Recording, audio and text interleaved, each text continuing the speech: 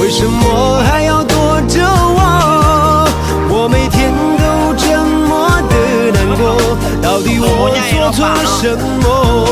既然你并没有犯错，为什么还要不理我？你什么都不肯对我说，请你不要再沉默。什么不是代表我的错？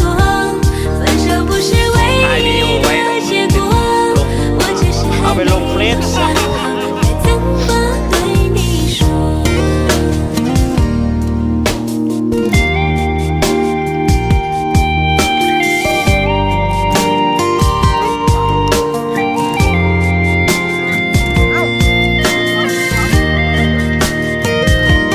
沉默不是代表我的错，分手不是唯一的结果，我只是还没有想好该怎么对你说。沉默不是代表我的错，伤心不是唯一的结果，只想再听你说一次，你依然爱着我。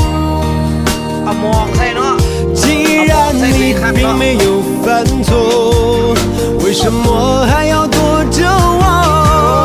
我每天都这么的难过，到底我做错了什么？